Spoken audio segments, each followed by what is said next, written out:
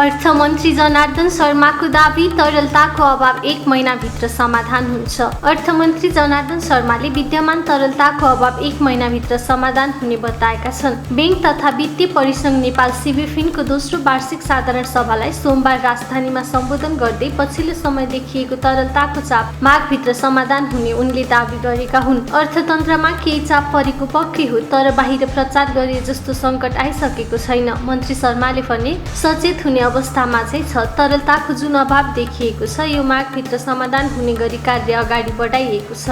उनका अनुसार कोभिड-19 का कारण 2 वर्षसम्म व्यवसाय गर्न नपाएका व्यवसायीले वित्तीय संस्थाहरूबाट एकैपटक ठूलो परिमाणमा ऋण प्रवाह हुँदा यस्तो चाप परेको हो। बैंकले व्यवसायीहरूलाई ऋण उपलब्ध गराएपछि निश्चित समयसम्म ब्याज नबढाउन समेत उनले आग्रह गरेका छन्। नारायणी डेभलपमेन्ट बैंकको हकप्रतमा आवेदन दिने समय थप, अब माघ 12 गतेसम्म भर्न पाइने। नारायणी डेभलपमेन्ट बैंक लिमिटेडको हकप्रत सेयरमा आवेदन दिने समय थपिएको छ। बैंकको हकप्रतमा अब माघ 12 गतेसम्म आवेदन दिन पाइने भएको छ। बैंकले पौष 7 गतिबाट 1:1 को अनुपातमा कुल 13,12,33,800 रुपियाँ बराबरको 13,12,338 किता हकप्रत सेयर निष्कासन गरेको छ।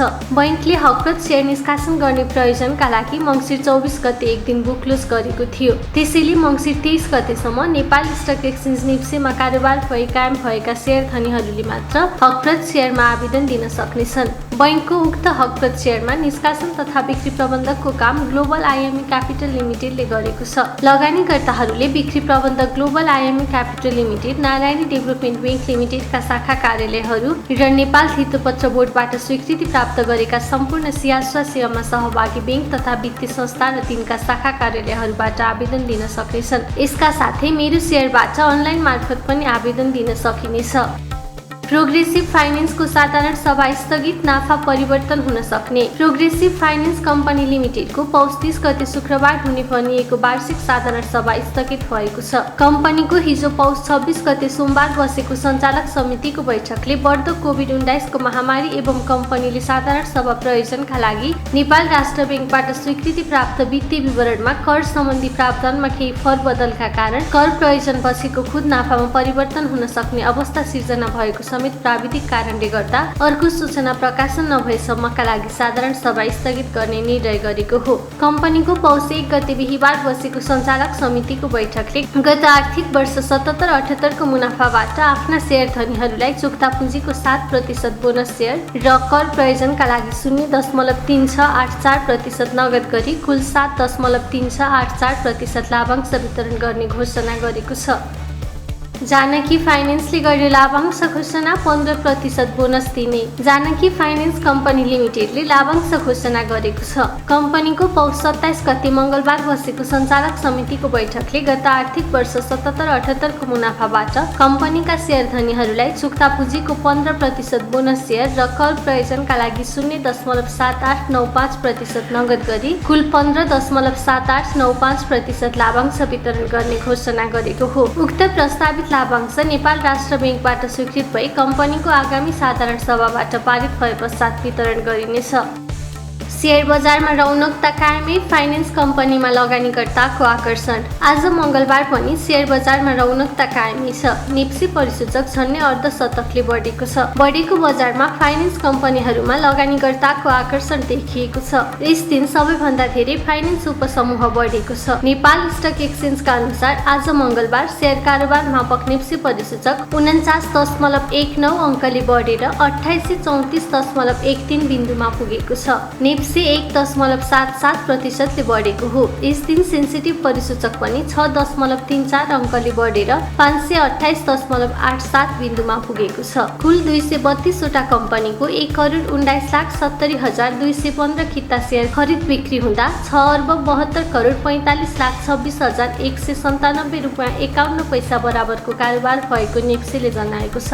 स्टकका अनुसार कारोबार भएका कुल 13 उपसमूह मध्ये आज उत्पादन तथा प्रशोधन बाहेक बाँकी सबै उपसमूहको सेयर बढेको छ। सबैभन्दा धेरै फाइनेन्स उपसमूह 6.15% बढेको छ। मङ्गलबार अपी पावर कम्पनी लिमिटेडको सर्वाधिक कारोबार भएको छ। कम्पनीको 16,83,22,000 रुपियाँ बराबरको कारोबार भएको हो। आज 5वटा कम्पनीको सेयर मूल्यमा सकारात्मक सर्किट लागेको छ। Narayani development bank limited, Nepal finance company limited, Pokhara finance company limited, corporate development bank limited र मध्यफुटेकोशी जलविद्युत कम्पनी लिमिटेडको सेयर मूल्यमा सकारात्मक सर्किट लागेको हो। यस दिन माउन्टेन एनर्जी नेपाल कम्पनी लिमिटेडको सेयर मूल्य सबैभन्दा धेरै घटेको छ। कम्पनीको सेयर मूल्य 3.52% घटेर 1,177 रुपियाँमा झरेको छ। 6 महिनामा 100% पुँजीगत खर्च गरिसक्न मन्त्रालयहरूलाई अर्थमन्त्री शर्माको आग्रह। अर्थमन्त्री जनार्दन शर्माले 6 महिनामा 100% पुँजीगत खर्च गरिसक्न मन्त्रालयहरूलाई आग्रह गरेका छन्। मङ्गलबार मन्त्रालयमा चालु आर्थिक वर्ष 78-79 को हालसम्मको खर्चको समीक्षा बैठकमा उनले यस्तो आग्रह गरेका हुन्। उनले बजेट खर्च गर्ने अन्य उपायहरू खोज्न अनुरोध गर्दै जसरी पनि खर्च बढाउन आग्रह गरेका छन्। पुँजीगत खर्च बढाउन अर्थ मन्त्रालयले पछिल्लो समय अन्य मन्त्रालयहरूलाई ताकेता गर्दै आइरहेको छ। युनियन हाइड्रो पावरको साधारण सभा सम्पन्न, वार्षिक प्रतिवेदन पारित। युनियन हाइड्रो पावर कम्पनी लिमिटेडको 15औं वार्षिक साधारण सभा आज मङ्गलबार कम्पनीको केन्द्रीय कार्यालय धोबीघाट ललितपुरमा भर्चुअल माध्यमबाट सम्पन्न भएको छ। सभामा आर्थिक वर्ष 77-78 को वार्षिक प्रतिवेदन छलफल गरी पारित गर्ने, आर्थिक वर्ष 78-79 को लागि लेखा परीक्षकको नियुक्ति गर्ने र निजको पारिश्रमिक निर्धारण गर्ने प्रस्तावहरू पारित गरिएको छ। प्रस्तावको निर्णयहरूमा पढ्न गइरहेको छु। 1 नम्बरमा सञ्चालक समितिको तर्फबाट अध्यक्ष श्री रामजी प्रसाद कोइरालाज्यूले प्रस्तुत गर्नुभएको अब 77-78 को वार्षिक प्रतिवेदनमा छलफल भई त्यसमा उठेका सुझाव एवं जिज्ञासाका सम्बन्धमा अध्यक्षज्यूबाट स्पष्ट पारिसकिएकाले उक्त प्रतिवेदन पारित गरियोस् भनी प्रस्ताव गरिएको सभाबाट उक्त प्रतिवेदन सदस्य समितिले पारित भयो। 2 नम्बर लेखा परीक्षकको प्रतिवेदन सहित कम्पनीको 78 साल असार मसान्तको वार्षिक नाफा नोक्सान हिसाब तथा नगद प्रवाह विवरण सहितको आर्थिक विवरणहरू साधारण सभाको विषय सूचीसँगै शेयर धनीहरूलाई उपलब्ध गराइएको र उक्त वार्षिक नाफा नोक्सान हिसाब तथा नगद प्रवाह विवरण सहितको अब 77-78 को आर्थिक विवरण उप छलफल भई उठेका जिज्ञासाहरूलाई स्पष्ट पार्ने कार्य पनि सकिसकेकाले उक्त आर्थिक विवरण पारितको लागि यस सभा समक्ष प्रस्ताव गरिएकोमा सभाबाट उक्त आर्थिक विवरणहरू सहितको लेखा परीक्षक प्रतिवेदन सर्वसम्मतिबाट पारित भयो। 3 कम्पनीको ऐन 2063 मा व्यवस्था भए बमोजिम सोही ऐन बमोजिम सञ्चालक समितिबाट लेखा परीक्षकको नियुक्ति सम्बन्धमा गरेको सिफारिसको जानकारी गराउँदै सञ्चालक समितिको तर्फबाट कम्पनीको अब 78-79 को हिसाब किताब लेखा परीक्षण गर्न लेखा परीक्षक श्री CM एसोसिएट्स चार्टर्ड एकाउन्टेन्टलाई प्रस्ताव गर्ने निर्णय भएकोद्वारा सञ्चालक अध्यक्ष श्री रामजी प्रसाद कोइरालाले सभा समक्ष प्रस्तुत गर्नुभयो। लेखा परीक्षकको पारिश्रमिक सम्बन्धमा अहिले 80,000 प्लस भ्याट प्रस्तुत भएको निर्धारण गरिएको छ।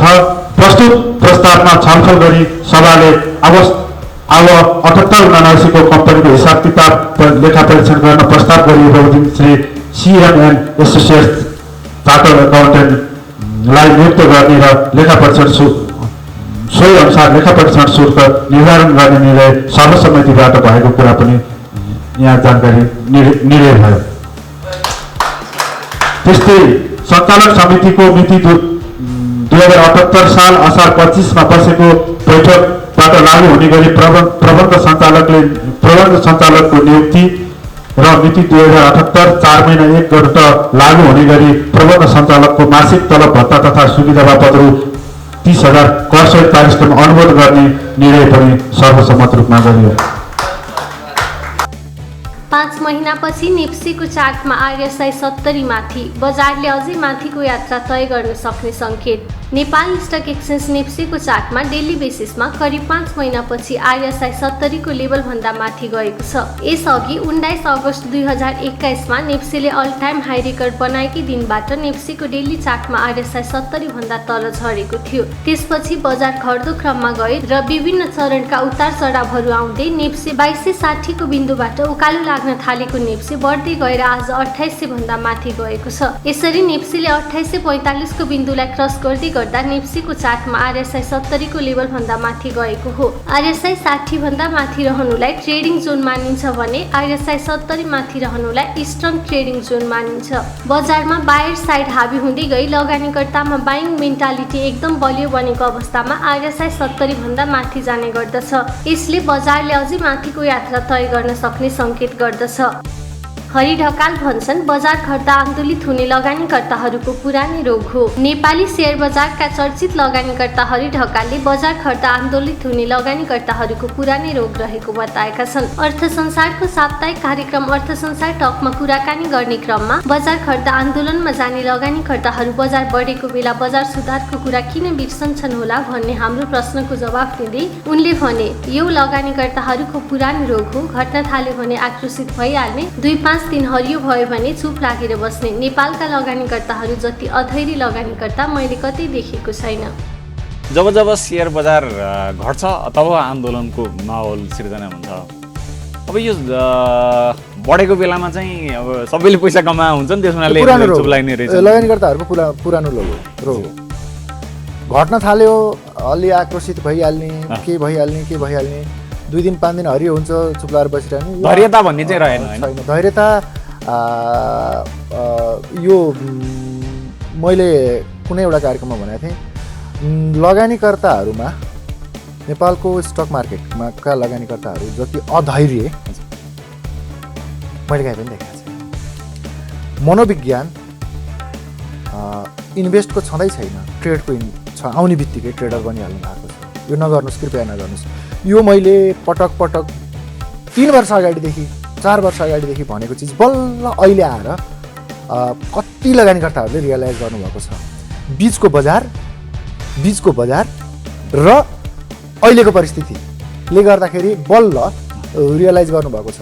र पछिल्लो समय अहिले बजारमै जाउँ, बजारमा पछिल्लो समय पनि यो रियलाइज भएको ठ्याक्क बजारले देखाएको छ। फन्डामेन्टल कम्पनीहरू, आधारभूत पक्ष बलियो भएका कम्पनीहरूमा एक किसिमको आकर्षण अलिकति हिजोको दिनमा, आजभन्दा 6 महिना 8 महिना अगाडि बजार जुन अङ्कमा थियो, जुन इन्डेक्समा थियो, अनि अब त्यो आधारभूत पक्ष बलियो नभएका कम्पनीका मूल्य कहाँ पुगेका थिए हैनन्। अनि त्यस पछाडि आधारभूत पक्ष बलियो भएका कम्पनीहरूमा कुनै किसिमको आकर्षणै थिएन। जब बजारले विपत्तैसँग बजार घट्यो, अस्वाभाविक रूपमा बजार घट्दाखेरि आधारभूत पक्ष बलियो भएका कम्पनी पनि घटे, तर घट्दाखेरि उसले हातमा डिभिडेन्ड त राखिदियो नि, क्षतिपूर्ति गर्यो। यो चिज चाहिँ लगानीकर्ताहरूले रियलाइज गर्नुभएको छ। 300 ले बढ्यो सुनको भाउ, 10 रुपियाँले बढ्यो चाँदी। मङ्गलबार सुनको मूल्य तोलामा 300 रुपियाँले बढेर प्रति तोला 91,600 रुपियाँ कायम भएको छ। यस दिन चाँदीको मूल्य पनि तोलामा 10 रुपियाँले बढेर प्रति तोला 1230 रुपियाँमा कारोबार भएको नेपाल सुन चाँदी व्यवसाय महासङ्घले जनाएको छ।